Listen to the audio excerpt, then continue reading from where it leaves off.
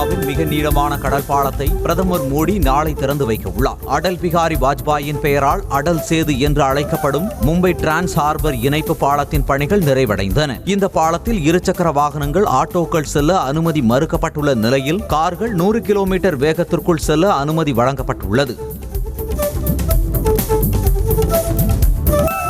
நாடாளுமன்ற மக்களவைத் தேர்தல் தொடர்பாக இந்திய தேர்தல் ஆணையம் இன்று ஆலோசனை மேற்கொள்ள உள்ளது. டெல்லியில் நடைபெறும் இந்த ஆலோசனைக் கூட்டத்தில் தமிழக தலைமை தேர்தல் அதிகாரி சத்யபிரதா சாஹூ கலந்து கொள்கிறார். அதேபோல் அனைத்து மாநில தேர்தல் அதிகாரிகளும் பங்கேற்க உள்ள நிலையில் தேர்தல் தொடர்பான பணிகள் விரைவில் தொடங்குவது குறித்து அறிவிப்பு வெளியாகும் என எதிர்பார்க்கப்படுகிறது.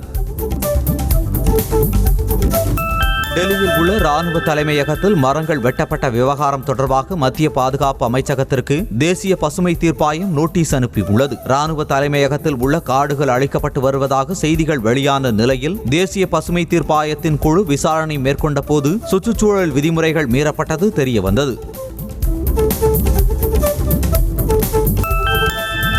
குஜராத் மாநிலம் அகமதாபாத்தில் உச்சி மாநாட்டை முன்னிட்டு நடைபெற்ற மலர் கண்காட்சியை பிரதமர் மோடி நேரில் சென்று பார்வையிட்டார். பல்வேறு வண்ண மலர்களை கொண்டு உருவாக்கப்பட்டுள்ள இந்த மலர் கண்காட்சி இரவு நேரத்தில் வண்ண விளக்குகளால் ஜொலித்தது. குறிப்பாக மலர்களால் ஆன சந்திரயான் 2 விண்கலம் சர்தார் வல்லபாய் பட்டேல் சிலை போன்று காட்சிக்கு வைக்கப்பட்டுள்ளது பார்வையாளர்களை கவர்ந்துள்ளது.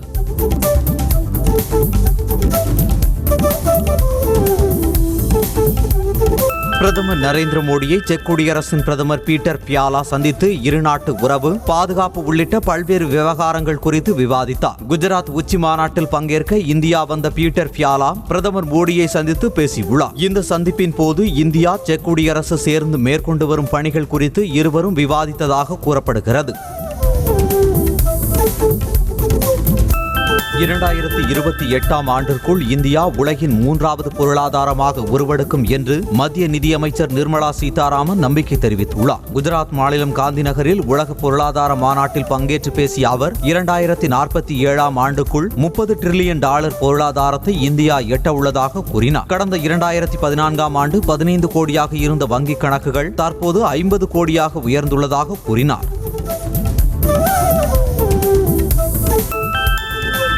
பாசிச பாஜகவினர் அவதூறுகளை எதிர்க்க தந்தை பெரியார், பேரறிஞர் அண்ணா, முத்தமிழறிஞர் கலைஞர் ஆகியோரது பேச்சுக்களும் எழுத்துக்களும் போதும் என அமைச்சர் உதயநிதி ஸ்டாலின் தெரிவித்துள்ளார். சென்னை ராயப்பேட்டை YMCA அரங்கத்தில் திமுக அயலக அணி சார்பில் நடைபெற்ற முத்தமிழறிஞர் கலைஞர் நூற்றாண்டு விழா கருத்தரங்கம் மற்றும் ஆலோசனை கூட்டத்தில் பேசிய அவர் இதனை தெரிவித்தார்.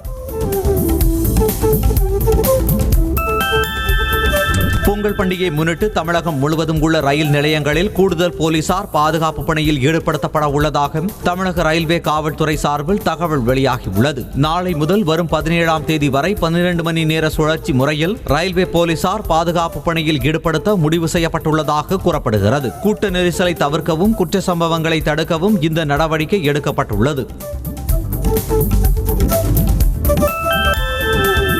கடும் நிதி நெருக்கடி உள்ள சூழலிலும் பொங்கல் தொகுப்புடன் 1000 ரூபாய் சேர்த்து முதலமைச்சர் மு.க. ஸ்டாலின் வழங்கியுள்ளதாக அமைச்சர் K.A. நேரு தெரிவித்துள்ளார். திருச்சி பீமநகரில் உள்ள ரேஷன் கடையில் பொங்கல் பரிசு தொகுப்பு வழங்கும் திட்டத்தை தொடங்கி வைத்த பின் செய்தியாளர்களிடம் பேசிய அவர், ஏழை மக்களுக்கு உதவுவதற்காகவே முதலமைச்சர் இருக்கிறார் என்பதற்கு இதுவே சாட்சி என்றார்.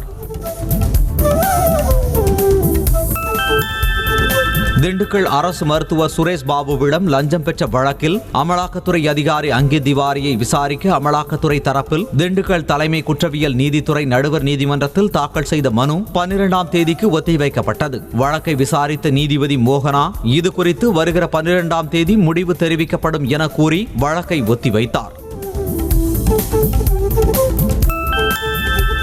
அதிமுக கட்சி பெயர், கொடி, சின்னம், லெட்டர் பேட் ஆகியவற்றை பயன்படுத்த தனி நீதிபதி விதித்த தடை உத்தரவை ரத்து செய்ய கோரிய ஓ பன்னீர்செல்வம் தாக்கல் செய்த மேல்முறையீட்டு மனு மீது உயர்நீதிமன்றம் இன்று தீர்ப்பு வழங்க உள்ளது. மனு விசாரணையின் போது OPS தரப்பில் கட்சியின் கொடி கட்சிக்கு சொந்தமானதல்ல எனவும் தன்னால் கட்சியினர் நீக்கப்படுவது இந்த வழக்கிற்கு அப்பாற்பட்டது என விளக்கம் அளித்தார்.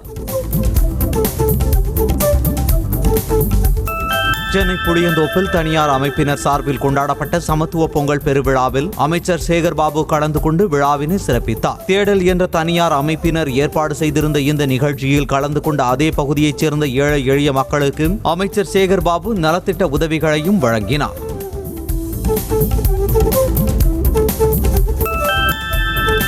சென்னை துறைமுகம் வந்தடைந்த ஜப்பான் நாட்டின் கடலோர காவல்படை கப்பலான யாஷிமாவிற்கு இந்திய கடலோர காவல்படை குழுவினரால் சம்பிரதாயப்படி வரவேற்பு அளிக்கப்பட்டது. வருகிற 12ஆம் தேதி இந்திய கடலோர காவல்படையுடன் இணைந்து சாகியோ கைஜின் என்ற கூட்டு பயிற்சியில் பங்கேற்க ஜப்பான் கடலோர காவல்படை கப்பல் யாஷிமா சென்னை வந்ததாக பாதுகாப்புத்துறை செய்திக்குறிப்பில் தெரிவிக்கப்பட்டுள்ளது.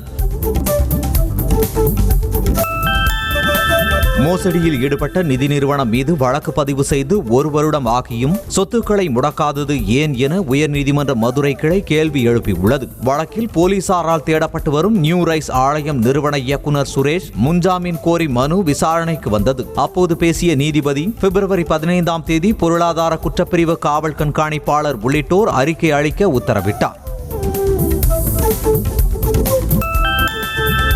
இந்திய மெட்ரோ ரயில் கட்டுமானத்தில் முதலாக புதுமையான புல்லர் ஆக்சிஸ் முறையை பயன்படுத்தி சென்னை மெட்ரோ ரயில் நிறுவனம் சாதனை படைத்தது. லார்சன் அண்ட் டூப்ரோ நிறுவனத்தின் திட்டக்குழுவினர் இணைந்து இந்த புல்லர் ஆக்சிஸ் தொழில்நுட்பத்தை பயன்படுத்தி 30 மீட்டர் நீளமுள்ள 185 மெட்ரிக் டன் எடை கொண்ட யூ கார்ட்டரை வெற்றிகரமாக நிறுவியது. தூத்துக்குடி துப்பாக்கிச்சூடு சம்பவத்தில் தொடர்புடைய காவல்துறை அதிகாரிகளுக்கு பதவி உயர்வு வழங்கப்பட்டுள்ளது குறித்து சென்னை உயர்நீதிமன்றம் கேள்வி எழுப்பியுள்ளது. சம்பவம் தொடர்பாக தாமாக முன்வந்து விசாரணைக்கு எடுத்த வழக்கை தேசிய மனித உரிமை ஆணையம் முடித்து வைத்ததை எதிர்த்து வழக்கு விசாரணைக்கு வந்தது. துப்பாக்கிச்சூடு சம்பவத்தில் தொடர்புடைய அதிகாரிகளை இணைத்து மனு தாக்கல் செய்ய நீதிபதிகள் உத்தரவிட்டனர். சொந்த உபயோகத்திற்காக வாங்கிய வாகனங்களை முறையான டூரிஸ்ட் பர்மிட் பெறாமல் வாடகை காராக இயக்கினால் கடும் நடவடிக்கை எடுக்கப்படும் என போக்குவரத்து துறை எச்சரிக்கை விடுத்துள்ளது. கடந்த 5ஆம் தேதி முதல் 9ஆம் தேதி வரை தமிழகம் முழுவதும் மேற்கொள்ளப்பட்ட வாகன தணிக்கையில் விதிகளை மீறி இயக்கப்பட்ட வாகன உரிமையாளர்களிடம் 18,53,000 ரூபாய் அபராதம் வசூலிக்கப்பட்டுள்ளது. ஆளுநர் மாளிகை முன்பு பெட்ரோல் குண்டு வீசிய வழக்கில் கருக்கா வினோத்தை காவலில் எடுத்து விசாரிக்க பூந்தமல்லியில் உள்ள சிறப்பு நீதிமன்றத்தில் தாக்கல் செய்த மனு டிஸ்மிஸ் செய்யப்பட்டது. NIA அதிகாரிகள் அளித்த மனுவை நீதிபதி இளவழகன் டிஸ்மிஸ் செய்து உத்தரவிட்டார்.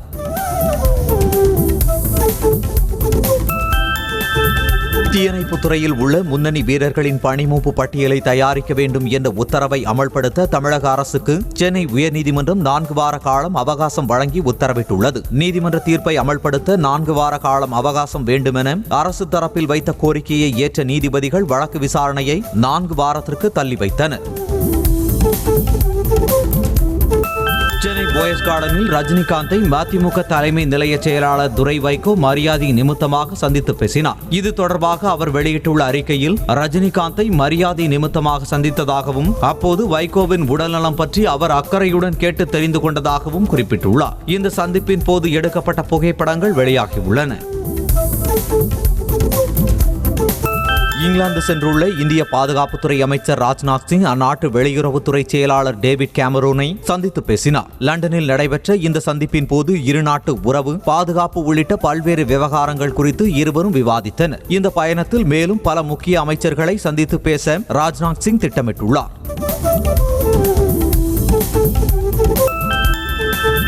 மகாராஷ்டிரா முதலமைச்சர் ஏக்நாத் ஷிண்டே தரப்பு எம்எல்ஏக்களை தகுதியை நீக்கம் செய்ய முடியாது என உத்தவ் தாக்கரே தரப்பு மனுக்களை தள்ளுபடி செய்து சபாநாயகர் உத்தரவிட்டார். அதோடு ஏக்நாத் ஷிண்டே தரப்புதான் உண்மையான சிவசேனா என்றும் ஷிண்டேவை கட்சியிலிருந்து நீக்கும் அதிகாரம் உத்தவ் தாக்கரேவுக்கு இல்லை என்றும் அவர் கூறினார்.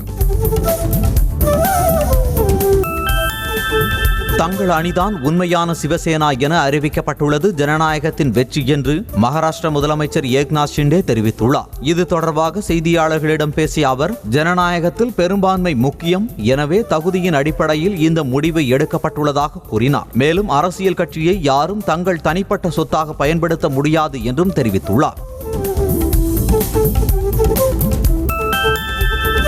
அயோத்தி ராமர் கோவில் பிரதிஷ்டை விழாவில் காங்கிரஸ் தலைவர்கள் மல்லிகார்ஜுனா கார்கே, சோனியா காந்தி, ஆதிர் ரஞ்சன் சௌத்ரி ஆகியோர் பங்கேற்க மாட்டார்கள் என காங்கிரஸ் பொதுச் செயலாளர் ஜெய்ராம் ரமேஷ் தெரிவித்துள்ளார். கோவில் முழுமையாக கட்டப்படாத நிலையில் தேர்தல் ஆதாயத்திற்காக அது அவசரமாக திறக்கப்படுவதாகவும் ஜெய்ராம் ரமேஷ் தெரிவித்துள்ளார். அயோத்தி ராமர் கோவில் குடமுழுக்கு விழாவில் காங்கிரஸ் கட்சி பங்கேற்காது என அறிவிக்கப்பட்டதை குஜராத் மாநில காங்கிரஸ் தலைவர் அர்ஜுன் மோத்வாடியா விமர்சித்துள்ளார். இது தொடர்பாக அவர் வெளியிட்டுள்ள பதிவில் ராமர் ஒரு அபிமான கடவுள் என்றும் இது நாட்டு மக்களின் நம்பிக்கை தொடர்பான விஷயம் எனவும் குறிப்பிட்டுள்ளார். மேலும் இதுபோன்ற அரசியல் முடிவுகளை எடுப்பதில் இருந்து விலகி இருக்க வேண்டும் என தெரிவித்துள்ளார். அயோத்தி ராமர் கோவில் பிரதிஷ்டை விழாவில் பங்கேற்க வேண்டாம் என்ற முடிவுக்காக காங்கிரஸ் கட்சி பின்னாளில் வருத்தப்படும் என மத்திய அமைச்சர் ஹர்தீப் சிங் பூரி தெரிவித்துள்ளார். செய்தியாளர்களிடம் பேசிய ஹர்தீப் சிங் பூரி காங்கிரஸ் தனது வழக்கமான பாணியில் செயல்படுவதாகவும் அவர்கள் நிராகரிப்பதை பெரிதாக எடுத்துக்கொள்ள வேண்டாம் என்றும் தெரிவித்துள்ளார். தெலங்கானா மாநிலம் ஹைதராபாத்தில் 13 நாடுகளைச் சேர்ந்த பிரதிநிதிகளுக்கு அம்மாநில முதலமைச்சர் ரேவந்த் ரெட்டி இரவு விருந்து அளித்தார். இதில் அமெரிக்கா, ஈரான், துருக்கி, ஐக்கிய அரபு Emirates, England, Japan, Thailand, Germany உள்ளிட்ட நாடுகளைச் சேர்ந்த பிரதிநிதிகள் பங்கேற்றனர். இரவு விருந்துக்கு பின்னர் அனைவரும் சேர்ந்து கலந்துரையாடியதோடு குழு புகைப்படமும் எடுத்துக் கொண்டனர். ஜம்மு காஷ்மீர் கிரிக்கெட் சங்க பண மோசடி வழக்கில் ஃபரூக் அப்துல்லா விசாரணைக்கு ஆஜராகுமாறு அமலாக்கத்துறை சம்மன் அனுப்பியுள்ளது. கிரிக்கெட் சங்கத்தில் 51 கோடி ரூபாய் முறைகேடு செய்த வழக்கில் 21 கோடி ரூபாய் மதிப்பிலான சொத்துக்களை அமலாக்கத்துறையினர் முடக்கினர். இதில் ஃபரூக் அப்துல்லாவின் 11.86 கோடி ரூபாய் அசையா சொத்துக்களும் முடக்கப்பட்ட நிலையில் இன்று விசாரணைக்கு ஆஜராக சம்மன் அனுப்பப்பட்டுள்ளது.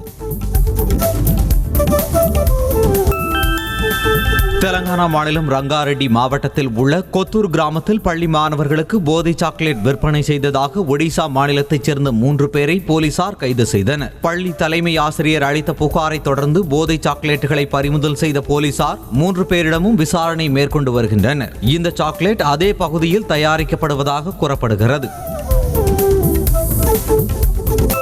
டெல்லியில் நடைபெறவுள்ள குடியரசு தின விழா அணிவகுப்பில் பங்கேற்க உள்ள BSF மகளிர் அணி வீராங்கனைகள் தீவிர ஒத்திகையில் ஈடுபட்டனர். வரும் 26ஆம் தேதி நாடு முழுவதும் குடியரசு தின விழா கொண்டாடப்பட உள்ள நிலையில் அதற்கான ஏற்பாடுகள் நடைபெற்று வருகின்றன. தலைநகர் டெல்லியில் பிரம்மாண்டமாக நடைபெறும் அணிவகுப்பில் முதன்முறையாக BSF மகளிர் அணி மற்றும் பிராஸ் பேண்ட் காண்டிஜன் பங்கேற்க உள்ளது குறிப்பிடத்தக்கது. சென்னை மதுரவாயிலில் உள்ள MGR பல்கலைக்கழகத்தில் பொங்கல் விழா கோலாகலமாக நடைபெற்றது. நிகழ்ச்சியில் பங்கேற்ற மாணவ மாணவிகள் மற்றும் பேராசிரியர்கள் சினிமா பாடல்களுக்கு நடனமாடி அசத்தினர். விஸ்காம் மாணவர்கள் சார்பில் 20 அடி உயரத்தில் உருவாக்கப்பட்ட ராட்சத பொங்கல் பானை பார்வையாளர்களை வெகுவாக கவர்ந்தது. வெற்றி பெற்றவர்களுக்கு iPhone 65 இன்ச் ஸ்மார்ட் டிவி ஆகியவை பரிசாக வழங்கப்பட்டன. திமுக என்றால் ஆன்மீகத்திற்கு எதிரானவர்கள் என சிலர் மாயாஜாலத்தை உருவாக்கியுள்ளதாக அமைச்சர் தாமோ அன்பரசன் தெரிவித்துள்ளார். காஞ்சிபுரம் மாவட்டம் குன்றத்தூர் முருகன் கோவிலில் அர்ச்சகர்களுக்கு புத்தாடை வழங்கும் நிகழ்ச்சி நடைபெற்றது. இதில் பங்கேற்று அர்ச்சகர்களுக்கு புத்தாடை வழங்கிய அமைச்சர் தாமோ அன்பரசன் கோவில்களில் அதிக கும்பாபிஷேகம் நடத்துவது திமுகவினர் தான் என தெரிவித்தார். புதுச்சேரியில் மாடுகளை சாலைகளில் திரியவிட்டால் 12,000 ரூபாய் வரை அபராதம் வசூலிக்கப்படும் என நகராட்சி நிர்வாகம் எச்சரிக்கை விடுத்துள்ளது. முதன்முறையாக மாடுகள் திரிந்தால் உரிமையாளருக்கு 3,500 ரூபாய் அபராதமும், 2ஆம் முறையாக மாடுகளை திரியவிட்டால் 12,000 ரூபாய் அபராதமும் விதிக்கப்படும் என ஒலிபெருக்கி மூலம் அறிவிப்பு வெளியிடப்பட்டது. நீலகிரி மாவட்டம் குன்னூரில் தேயிலை தோட்டத்திற்குள் புகுந்த 8 யானைகளை வனத்துறையினர் மீண்டும் காட்டுக்குள் விரட்டினர். தேயிலை தோட்டத்திற்குள் சுற்றித் திரிந்த 8 யானைகள் குடியிருப்பு பகுதிக்குள் நுழைய முயன்றதால் அச்சமடைந்த பொதுமக்கள் வனத்துறைக்கு தகவல் கொடுத்தனர். பின்னர் அங்கு சென்ற வனத்துறை ஊழியர்கள் போராடி யானைகளை வனப்பகுதிக்குள் விரட்டினர். திருப்பத்தூர் மாவட்டம் வாணியம்பாடி அருகே பள்ளி மாணவர்களை ஏற்றி சென்ற பேருந்து திடீரென தீப்பற்றி எரிந்ததால் பரபரப்பு ஏற்பட்டது. ஆலங்காயம் பகுதியில் உள்ள ஜெயவாசவி என்ற தனியார் மேல்நிலைப் பள்ளி பேருந்து 42 மாணவர்களுடன் சுண்ணாம்பு பள்ளம் பகுதி அருகே வந்தபோது திடீரென தீப்பிடித்து எரிந்தது. ஓட்டுநர் மற்றும் பள்ளி மாணவர்கள் உடனடியாக வெளியேறியதால் அதிர்ஷ்டவசமாக உயிர் தப்பினர். திருப்பூர் மாவட்டம் பல்லடம் காவல் ஆய்வாளர் முருகையாவை சஸ்பெண்ட் செய்து கோவை சரக DIG சரவணசுந்தர் உத்தரவிட்டுள்ளார். மாற்று சமூகத்தைச் சேர்ந்தவரை திருமணம் செய்த தஞ்சாவூரைச் சேர்ந்த ஐஸ்வர்யா என்பவரை அவரது விருப்பத்திற்கு மாறாக பெற்றோருடன் அனுப்பி வைத்த குற்றச்சாட்டின் பேரில் காவல் ஆய்வாளர் முருகையா சஸ்பெண்ட் செய்யப்பட்டார். அரியலூரில் ஓபிஎஸ் பங்கேற்ற கூட்டத்திற்கு வந்த மக்கள் அங்கு கட்டியிருந்த பலூன்களை போட்டி போட்டுக்கொண்டு பறித்து சென்றனர். அங்குள்ள தனியார் திருமண மண்டபத்தில் தொண்டர்கள் உரிமை மீட்பு குழுவின் கூட்டம் நடைபெற்றது. அப்போது கூட்டத்தில் பங்கேற்க அழைத்து வரப்பட்ட மக்கள் நுழைவாயிலில் கட்டியிருந்த கருப்பு, வெள்ளை, சிவப்பு நிற பலூன்களை போட்டி போட்டுக்கொண்டு பறித்தனர். திருச்சி விமான நிலையத்தில் ஒரே நாளில் வெளிநாடுகளில் இருந்து கடத்தி வரப்பட்ட 1,48,00,000 ரூபாய் மதிப்பிலான 2.5 கிலோ தங்கத்தை சுங்கத்துறையினர் பறிமுதல் செய்தனர். மேலும் இருவேறு விமானங்களில் தங்கத்தை கடத்தி வந்ததாக பயணிகள் 3 பேரை கைது செய்த அதிகாரிகள் அவர்களிடம் விசாரணை மேற்கொண்டு வருகின்றனர்.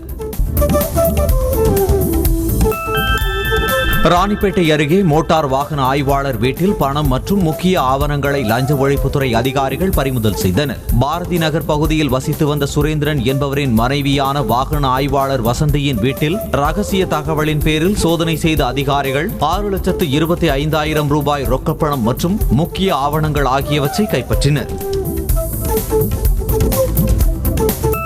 நெல்லை மற்றும் அதன் சுற்றுவட்டார பகுதிகளில் பரவலாக கனமழை பெய்தது. நெல்லை சந்திப்பு, தச்சநல்லூர், வண்ணாரப்பேட்டை உள்ளிட்ட பகுதிகளில் காலை முதலே இருள் சூழ்ந்து மேகமூட்டத்துடன் காணப்பட்ட நிலையில் மாலை நேரத்தில் கனமழை கொட்டி தீர்த்தது. இதனால் வெப்பம் தணிந்து குளிர்ச்சியான சூழல் நிலவியதால் பொதுமக்கள், விவசாயிகள் மகிழ்ச்சி அடைந்துள்ளனர்.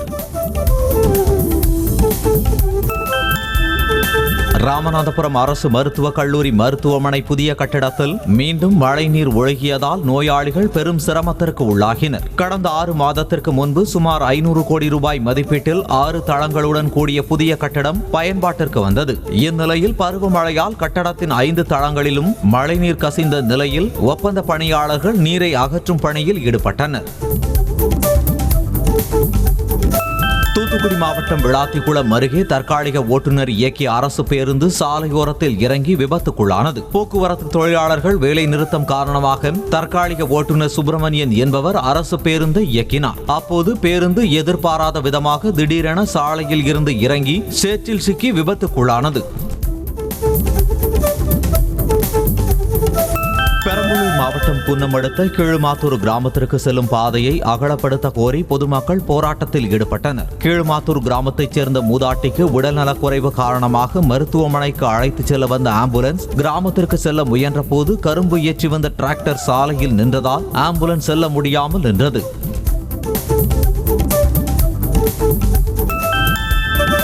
தூத்துக்குடி மாவட்டம் செய்துங்கநல்லூர் வாரச்சந்தையில் மண்பாண்ட பொருட்கள் விற்பனை மந்தமாக உள்ளதாக விற்பனையாளர்கள் வேதனை தெரிவித்தனர். தற்போது உள்ள சூழலில் அனைவரும் எவர் சில்வர் பாத்திரங்களுக்கு மாறி வரும் நிலையில் பொங்கல் பண்டிகையொட்டி செய்யப்பட்ட மண்பாண்ட பொருட்களை விற்பனைக்காக கொண்டு வந்த வியாபாரிகள் மிகுந்த கவலை அடைந்துள்ளனர்.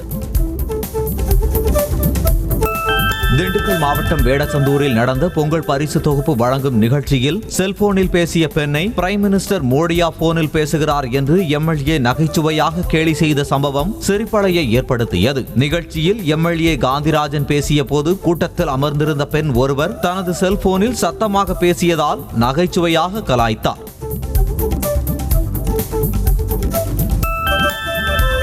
ஈரோடு மாவட்டம் கோபிச்செட்டிப்பாளையத்தில் திருட்டு வழக்கில் கைதாகி நீதிமன்ற வளாகத்தில் இருந்து தப்பியோடிய இருவரை போலீசார் கைது செய்தனர். கடந்த 6ஆம் தேதி உண்டியல் திருட்டு வழக்கில் கைதான 3 பேரை நீதிமன்றத்தில் ஆஜர்படுத்திவிட்டு சிறைக்கு அழைத்துச் செல்லும் போது அதில் 2 தப்பியோடினர். பெருமாநல்லூர் அருகே புதரில் மறைந்திருந்த நபர்களை போலீசார் கைது செய்தனர். தூத்துக்குடி மாவட்டம் கோவில்பட்டி அடுத்த கழுகுமலை அருகே மூதாட்டி உடலை வைத்து கிராம மக்கள் போராட்டத்தில் ஈடுபட்டனர். ஜம்புலிங்கபுரம் கிராமத்தில் மயானத்திற்கு செல்ல சரியான பாதை இல்லை என கிராம மக்கள் குற்றம் சாட்டுகின்றனர். இந்நிலையில் போராட்டத்தில் ஈடுபட்டவர்களிடம் கயத்தார் வட்டாட்சியர் நாகராஜன் உள்ளிட்டோர் பேச்சுவார்த்தை நடத்தினர்.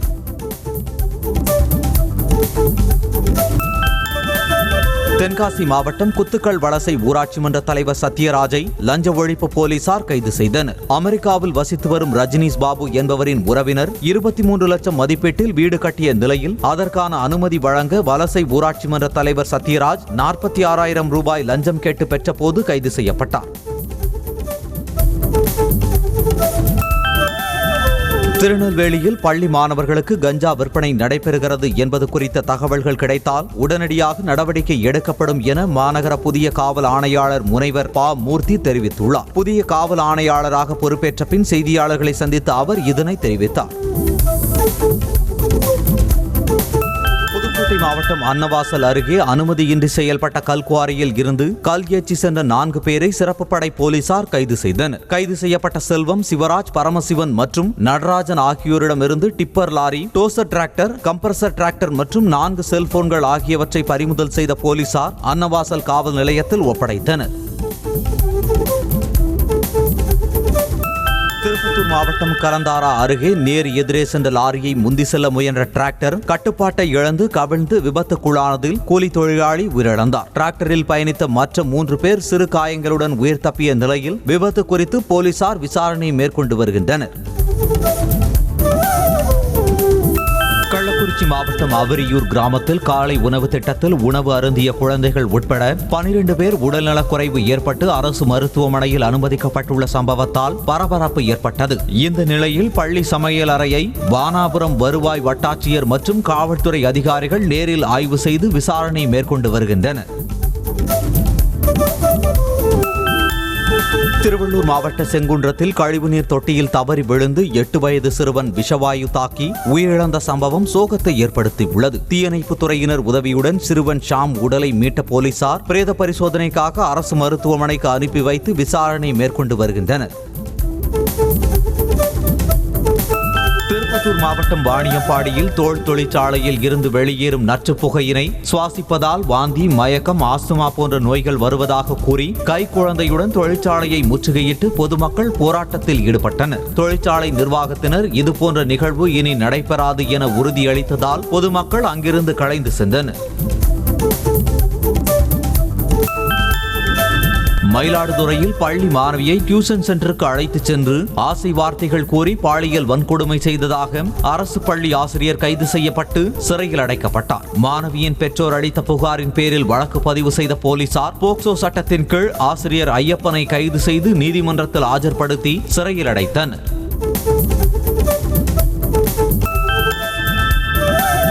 மதுரை மூலக்கரை கீழத்துறை பகுதி ரேஷன் கடையில் பொங்கல் தொகுப்பினை வழங்காமல் நெடுநேரமாக மக்களை காக்க வைத்த அரசு அதிகாரிகளையும் ரேஷன் கடை ஊழியர்களையும் எம்எல்ஏ புதூர் பூமிநாதன் கடிந்து கொண்டார். மேலும் முறையாக பொருட்கள் வழங்காமல் விட்டால் புகார் அளிக்கவும், அரசு இலவசமாக வழங்கும் பொருட்களை முறையாக வாங்கிச் செல்ல வேண்டும் எனவும் மக்களுக்கு அறிவுறுத்தினார். தூத்துக்குடி மாவட்டம் சாத்தான்குளம் அருகே 20 அடி ஆழ்துளை கிணற்றில் விழுந்த ஆட்டுக்குட்டியை தலைகீழாக இறங்கி மீட்ட தீயணைப்பு வீரரின் செயல் பாராட்டுகளை பெற்றுள்ளது. ஆட்டுக்குட்டியை மீட்ட தீயணைப்பு வீரர் துரைசிங்கத்திற்கு சாத்தான்குளம் வியாபாரிகள் சங்கம் சார்பில் வியாபாரிகள் ஒன்றிணைந்து பொன்னாடை அணிவித்து பாராட்டு பத்திரம் மற்றும் சான்றிதழ் வழங்கினர். கோவை தடாகம் பகுதியில் குட்டியுடன் வந்த காட்டு யானை உணவு தேடி வீட்டை சேதப்படுத்திவிட்டு செல்லும் சிசிடிவி காட்சி வெளியாகியுள்ளது. தாளியூர் பகுதியில் தென்னை மரம் ஏறும் தொழிலாளி நடராஜன் என்பவர் வீட்டில் நுழைந்த காட்டு யானை அங்கு வைக்கப்பட்டிருந்த காய்கறிகளை உண்டது. பின்னர் மேற்கொண்டு செல்ல முடியாததால் அங்கிருந்த பொருட்களை சேதப்படுத்திவிட்டு சென்றது. இந்தியா ஆப்கானிஸ்தான் அணிகள் மோதும் முதல் 20 ஓவர் போட்டி இன்று இரவு 7 மணிக்கு மொஹாலியில் நடைபெறுகிறது. இந்தியாவிற்கு சுற்றுப்பயணம் மேற்கொண்டுள்ள ஆப்கானிஸ்தான் அணி 3 போட்டிகள் கொண்ட T20 போட்டி தொடரில் விளையாட உள்ளது. இந்த நிலையில் இன்று நடைபெறும் முதல் T20 போட்டியில் ரோஹித் சர்மா தலைமையிலான இந்திய அணி களமிறங்க உள்ளது. ஆப்கானிஸ்தான் அணிக்கு எதிரான முதலாவது T20 போட்டியில் இந்திய அணியில் விராட் கோலி விளையாட மாட்டார் என இந்திய அணி பயிற்சியாளர் ராகுல் டிராவிட் தெரிவித்துள்ளார். இது தொடர்பாக செய்தியாளர்களிடம் பேசிய அவர், தனிப்பட்ட காரணங்களுக்காக விராட் கோலி முதலாவது T20 போட்டியில் விளையாட மாட்டார் என்றும் 2 மற்றும் 3வது T20 போட்டிகளில் விளையாடுவார் என்றும் விளக்கம் அளித்துள்ளார். இந்திய கிரிக்கெட் வீரர் ஹர்திக் பாண்டியா கடுமையாக உடற்பயிற்சி மேற்கொண்டு வரும் வீடியோவை அவருடைய இன்ஸ்டாகிராம் பக்கத்தில் பகிர்ந்துள்ளார். உலகக்கோப்பை தொடரின் போது கணுக்காலில் ஏற்பட்ட காயம் காரணமாக போட்டியில் இருந்து விலகிய நிலையில் தொடர்ந்து சிகிச்சை பெற்று வந்தார். இந்நிலையில் தற்போது கடுமையாக உடற்பயிற்சி மேற்கொண்டு வரும் நிலையில் IPL தொடரிலும் பங்கேற்க மாட்டார் என தகவல் வெளியாகியுள்ளது. இந்திய அணிக்கு எதிரான T20 தொடரில் இருந்து ஆப்கானிஸ்தான் நட்சத்திர பந்து வீச்சாளர் ரஷீத் கான் விலகியுள்ளார். முதுகில் ஏற்பட்டுள்ள காயம் காரணமாக அவர் போட்டியிலிருந்து விலகியுள்ளதாக தெரிகிறது. இந்தியாவில் சுற்றுப்பயணம் மேற்கொண்டுள்ள ஆப்கானிஸ்தான் அணி இந்தியாவுடன் 3 போட்டிகள் கொண்ட T20 தொடரில் விளையாடுகிறது. இந்திய T20 அணியில் இழந்த இடத்தை பிடிக்க அனைத்தையும் மீண்டும் முதலில் இருந்து துவங்க வேண்டும் என சுழல்பந்து வீச்சாளர் சாகலுக்கு தென்னாப்பிரிக்காவின் முன்னாள் சுழல்பந்து வீச்சாளர் இம்ரான் தாஹிர் யோசனை தெரிவித்துள்ளார். குல்தீப் யாதவ் தமக்கு கிடைத்த வாய்ப்பை இறுக்கமாக பிடித்துக் கொண்டதாக கூறிய அவர், சாகல் தன்னுடைய வாய்ப்புக்காக காத்திருக்க வேண்டும் என அவர் கூறினார். ICC வெளியிட்டுள்ள டெஸ்ட் போட்டிக்கான பந்து வீச்சாளர்கள் தரவரிசை பட்டியலில் இந்திய பந்து வீச்சாளர் பும்ரா 4வது இடத்திற்கு முன்னேறியுள்ளார். இந்த பட்டியலில் இந்திய வீரர் அஸ்வின் ரவிச்சந்திரன் முதல் இடத்தில் உள்ளார். அதேபோல டெஸ்ட் போட்டிக்கான பேட்ஸ்மேன்கள் தரவரிசை பட்டியலில் விராட் கோலி 6வது இடத்திற்கும் கேப்டன் ரோஹித் சர்மா 10வது இடத்திற்கும் முன்னேறியுள்ளனர். கோட் திரைப்பட ஷூட்டிங் ஸ்பாட்டில் நடிகர் விஜய் தனது ரசிகர்களுடன் செல்ஃபி எடுத்து மகிழ்ந்தார். வெங்கட் பிரபு இயக்கத்தில் விஜய் நடித்து வரும் கோட் திரைப்பட படப்பிடிப்புகள் அம்பத்தூரில் நடைபெற்று வருகின்றன. விஜயை பார்க்க ரசிகர்கள் திரண்ட நிலையில் அவர்களுடன் விஜய் செல்ஃபி எடுத்துக் கொண்டார். கங்குவா படத்தில் தனக்கான காட்சிகள் முழுமையாக படமாக்கப்பட்டு விட்டதாக நடிகர் சூர்யா தெரிவித்துள்ளார். இது தொடர்பாக அவர் வெளியிட்டுள்ள பதிவில், கங்குவா படத்திற்காக தனது கடைசி ஷாட்டில் நடித்து முடித்ததாகவும் படக்குழுவினர் அனைவருக்கும் நன்றி என குறிப்பிட்டுள்ளார். மேலும் கங்குவா மிகப்பெரிய படம் என்றும் அது தனக்கு மிகவும் விசேஷமானது எனவும் குறிப்பிட்டுள்ளார். சானிட்டரி நாப்கின் குறித்த விழிப்புணர்வு நாட்டில் உள்ள அனைத்து பெண்களுக்கும் சென்றடைய வேண்டும் என சேலம் மாவட்டம் சங்ககிரி அருகே விவேகானந்தா மகளிர் கல்லூரியில் நடைபெற்ற ஃபெமினைன் நிகழ்ச்சியில் விக்னேஷ் சிவன், நயன்தாரா கலந்து கொண்டனர். அவர்களை மாணவிகள் ஆரவாரத்துடன் வரவேற்றனர்.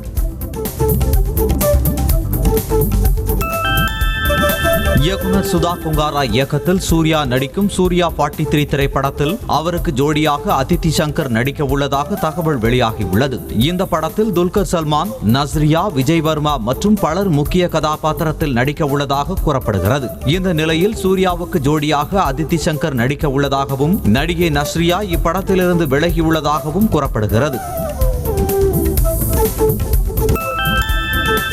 கமலின் தக் லைஃப் படத்தில் நடிகர்கள் ஜோஜு ஜார்ஜ் மற்றும் கௌதம் கார்த்திக் நடிக்க உள்ளனர். நாயகன் படத்திற்கு பிறகு கமல்ஹாசன், மணிரத்னம் மீண்டும் இணையும் படம் தக் லைஃப். இதில் த்ரிஷா, ஜெயம் ரவி, துல்கர் சல்மான், கௌதம் கார்த்திக் உட்பட பலர் நடிக்கின்றனர். இப்படத்திற்கு AR ரஹ்மான் இசையமைக்கிறார். ரவி கே சந்திரன் ஒளிப்பதிவு செய்கிறார். காஞ்சூரிங் கண்ணப்பன் திரைப்படம் வெற்றியை தொடர்ந்து படக்குழுவினர் கேக் வெட்டி கொண்டாடினர். செல்வின் ராஜ் சேவியர் இயக்கத்தில் சதீஷ், ரெஜினா கசாண்ட்ரா நடிப்பில் வெளியான இப்படத்திற்கு யுவன் சங்கர் ராஜா இசையமைத்துள்ளார். படம் வெளியாகி வெற்றி பெற்றதை தொடர்ந்து நடைபெற்ற கொண்டாட்டத்தில் நடிகர் சதீஷ், இசையமைப்பாளர் யுவன் சங்கர் ராஜா உள்ளிட்டோர் பங்கேற்றனர். அனுமன் ஜெயந்தியை முன்னிட்டு நாமக்கல் ஆஞ்சநேயருக்கு 1,08,000 வடைமாலை அணிவிக்கப்பட்டு சிறப்பு பூஜைகள் நடைபெற்றன. இதனையொட்டி கோவில் முழுவதும் வண்ண வண்ண பூக்களை கொண்டு அலங்கரிக்கப்பட்டிருந்த நிலையில் இரவு முதலே கோவிலுக்கு வர தொடங்கிய பக்தர்கள் விடிய விடிய காத்திருந்து சாமி தரிசனம் செய்தனர். கடும் குளிரையும் பொருட்படுத்தாமல் பக்தர்கள் நீண்ட வரிசையில் காத்திருந்து வழிபட்டு வருகின்றனர். திருச்சி சமயபுரம் மாரியம்மன் கோவிலில் பக்தர்கள் செலுத்திய உண்டியல் காணிக்கையாக 1,23,00,000 ரூபாய் கிடைத்துள்ளது. கோவில் இணை ஆணையர் முன்னிலையில் உண்டியல் காணிக்கை என்னும் பணி நடைபெற்றது. இதில் 1 கிலோ 269 கிராம் தங்கம், 3 கிலோ 315 கிராம் வெள்ளி பொருட்கள் மற்றும் 169 அயல்நாட்டு கரன்சிகள், 704 அயல்நாட்டு நாணயங்கள் உள்ளிட்டவை காணிக்கையாக கிடைத்தன.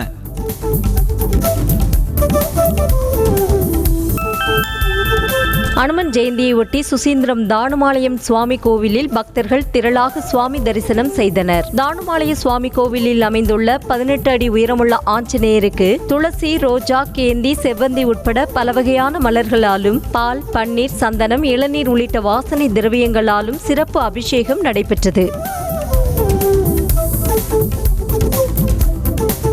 கிருஷ்ணகிரியில் உள்ள வேணுகோபால் சுவாமி கோவிலில் நடைபெற்ற திருக்கல்யாண வைபவத்தில் அப்பகுதியைச் சேர்ந்த திரளான பக்தர்கள் பங்கேற்று சாமி தரிசனம் செய்தனர். இதனையொட்டி கோவில் மண்டபம் பகுதியில் ஸ்ரீதேவி பூதேவி சமேதராக வேணுகோபால் சாமி எழுந்தருளிய நிலையில் வேதமந்திரங்கள் முழங்க திருக்கல்யாணம் நடைபெற்றது. செய்திகளை உடனுக்குடனும் துல்லியமாகவும் தெரிந்து கொள்ள சப்ஸ்கிரைப் பண்ணுங்க.